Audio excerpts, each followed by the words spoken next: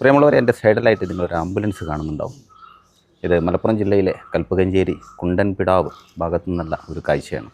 അവിടെ ഒരു ക്ലബ്ബുണ്ട്. ഇവിടെ കലബില സ്പർശം എന്നാണ് ആംബുലൻസിന് വില കൊടുത്തിട്ടുള്ളത്. ജീവിതത്തിൽ തളർന്നുപോയ വീണുപോയ പ്രതിസന്ധികളിൽ ബുദ്ധിമുട്ട് അനുഭവിക്കുന്ന ആളുകളെ സഹായിക്കുന്ന യുവാക്കളും പ്രായം ചെന്നവരും ഒക്കെ കൂടെ ആയിട്ട് ഒരു കൂട്ടായ്മയുടെ കീഴിൽ നടന്നുകൊണ്ടിരിക്കുന്ന നമ്മൾ അറിഞ്ഞിരിക്കേണ്ട, നമ്മൾ അറിയേണ്ടതായ ധാരാളം വിശേഷങ്ങളുണ്ട് പങ്കുവെക്കാൻ. ഈ ഒരു ചെറിയ വീഡിയോയിലൂടെ അതിൻ്റെ പ്രധാന ഭാഗങ്ങളിലൂടെ നമുക്കൊന്ന് കണ്ണോടിച്ച് നോക്കാം. തീർച്ചയായിട്ടും ഈ കാഴ്ചകൾ നിങ്ങളുടെ മനസ്സിന് ഒത്തിരി സന്തോഷം നൽകുന്ന വാർത്ത തന്നെയായിരിക്കും എന്ന പ്രതീക്ഷയിൽ. അപ്പോൾ നിങ്ങളുടെ പേരെന്തായിരുന്നു? എൻ്റെ പേര് അബ്ദുൽ കരീം. അബ്ദുൽ കരീം, നിങ്ങൾ ഇവിടെ കുണ്ടൻപിടാവുള്ള ആൾ തന്നെ? ഞാനിവിടെ സ്ഥിരതാമസക്കാരൻ. പ്രവാസിയായിരുന്നു ആദ്യം? പ്രവാസിയാണ്, ഇപ്പോഴും പ്രവാസിയാണ്. ഇപ്പോഴും പ്രവാസിയാണ്. ഓക്കെ. നിങ്ങളെ നാട്ടിലെ ഒരു ചാരിറ്റി പ്രവർത്തനങ്ങളൊക്കെ നടക്കുന്നു എന്ന് ഞാൻ അറിഞ്ഞു. അപ്പോൾ അതുമായി ബന്ധപ്പെട്ട് അഭിപ്രായങ്ങൾ അറിയണം. എന്താണ് നിങ്ങൾക്ക് പറയാനുള്ളത് അതിനെക്കുറിച്ച്? വളരെ നല്ല കാര്യമാണ്. ഇത് പഴയ കാലത്ത് ഞങ്ങൾ ഇവിടെ 84 തുടങ്ങി വെച്ച ഒരു കാര്യമാണ്. കുണ്ടൻപിടാവ് യൂത്ത് ഫെഡറേഷൻ എന്ന പേരിൽ ഞങ്ങൾ 84 ഇവിടെ ആരംഭിച്ച ഒരു പരിപാടിയാണ്. അതിനുശേഷം ഞങ്ങളിത് പിന്നെ കുറേ പ്രവാസിയായിട്ടും ജോലി ആവശ്യത്തൊക്കെ വിദേശത്ത് പോയി എല്ലാവരും വിവിധ മേഖലയിലേക്ക് കുടിയേറിപ്പോയി. ഇപ്പോൾ രണ്ടാമത് ഇപ്പോഴത്തെ ചെറുപ്പക്കാർ ഇത് തുടങ്ങിയത് വളരെയധികം അഭിമാനമുണ്ട്. വളരെ നല്ലൊരു കാര്യമായിട്ടാണ് എനിക്ക് തോന്നുന്നത്. കഴിഞ്ഞ 10 വർഷക്കാലമായി കുണ്ടൻപിടാവ് പ്രദേശത്ത് പ്രവർത്തിക്കുന്ന കലബില ആർട്സ് ആൻഡ് സ്പോർട്സ് ക്ലബ്ബ് അതിൻ്റെ 10ാം വാർഷികമാണ് വരുന്ന ഓഗസ്റ്റ് 15 വൈകുന്നേരം 4 മണിക്ക്. അതിൻ്റെ കൂടെ നമ്മൾ ചെയ്യാൻ ഉദ്ദേശിക്കുന്നത് നമ്മുടെ നാട്ടുകാരുടെ സഹകരണത്തോടെ, ക്ലബ്ബ് മുഴുവൻ മെമ്പർമാരും നാട്ടുകാരുടെയും സഹകരണത്തോടെ നമ്മുടെ ക്ലബിന് വേണ്ടിയിട്ട് പുതിയതായിട്ടൊരു ആംബുലൻസ് സമർപ്പിക്കുകയാണ്. അതിൻ്റെ ഉദ്ഘാടന കർമ്മമാണ് ഓഗസ്റ്റ് 15 വൈകുന്നേരം 4 മണിക്ക് ബഹുമാനപ്പെട്ട അബ്ദുൽ സമദ് സമദാനി MP-യും ഫിറോസ് കുന്നുംപറമ്പിലും പഞ്ചായത്ത് പ്രസിഡന്റ്, മറ്റ് രാഷ്ട്രീയ സാമൂഹിക പ്രവർത്തകരെല്ലാവരും കൂടി ചേർന്ന് നിർവഹിക്കുന്നത്. ക്ലബിൻ്റെ പ്രവർത്തനത്തെക്കുറിച്ച് പറയുകയാണെങ്കിൽ കായിക രംഗങ്ങളിൽ ഒരുപാട് കഴിവ് തെളിയിച്ചിട്ടുണ്ട്. നിരവധി ട്രോഫികൾ നമ്മൾ ക്ലബ്ബ് നേടിയിട്ടുണ്ട്. അതുപോലെ നിർധനരായ നിത്യരോഗികൾക്ക് മാസാമാസം മരുന്ന് നമ്മൾ കൊടുക്കുന്നുണ്ട്.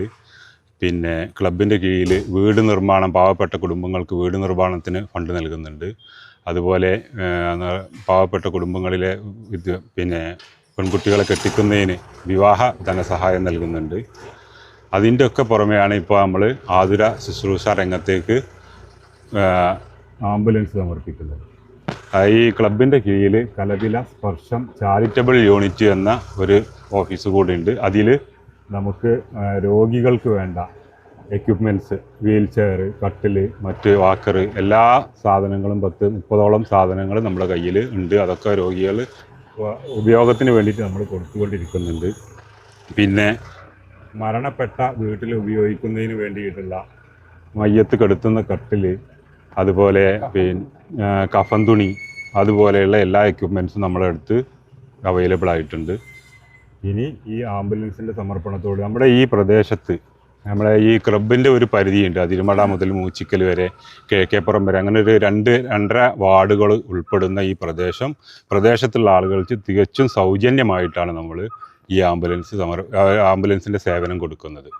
അതായത് ഈ പ്രദേശത്തിലുള്ളവർക്ക് നമ്മൾ ആംബുലൻസ് സേവനം കൊടുക്കുമ്പോൾ അതിന് നമ്മൾ വാടക വാങ്ങുക മറ്റു കാര്യങ്ങളോ ഒന്നും ചെയ്യുന്നില്ല. അതൊക്കെ തികച്ചും സൗജന്യമായിട്ടാണ് നമ്മൾ ചെയ്യുന്നത്.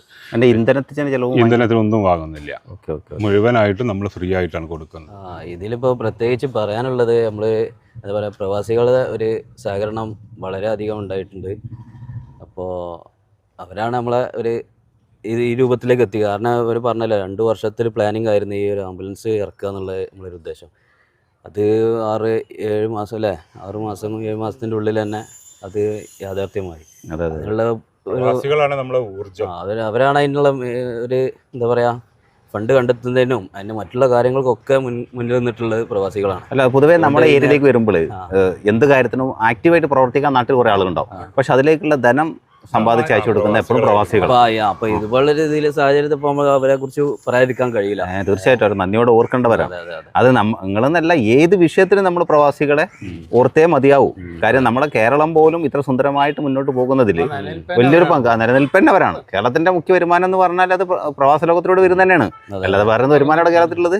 അപ്പൊ എന്താണ് പ്രവാസികളോട് നമ്മൾ എന്നും നന്ദിയും കടപ്പാടുള്ള ആളുകളായിരിക്കണം എല്ലാവരും. അപ്പോൾ ഒരുപാട് സന്തോഷം. അവർ പ്രവാസികളെ കുറിച്ച് ഈ ഒരു വിഷയത്തിൽ സംസാരിക്കുമ്പോൾ ഓർമ്മപ്പെടുത്തിയതിൽ അല്ലെങ്കിൽ അതിനെക്കുറിച്ച് ഓർത്തതിൽ. നമ്മള് ക്ലബിന്റെ പ്രവാസി കോർഡിനേറ്റർ കൂടിയാണ്. അങ്ങനെ ഉണ്ടല്ലേ? ക്ലബിന്റെ പ്രവാസി കോർഡിനേറ്ററും കൂടിയാണ്. ഓക്കെ അപ്പൊ ഓക്കെ നമ്മള് ഇത്തരത്തില് ഈ ടൈമില് അവരെ കുറിച്ച് പറഞ്ഞില്ലെങ്കിൽ അല്ല അത് നന്ദികേടായി പോകും. നാന്ദികളായി പോകും.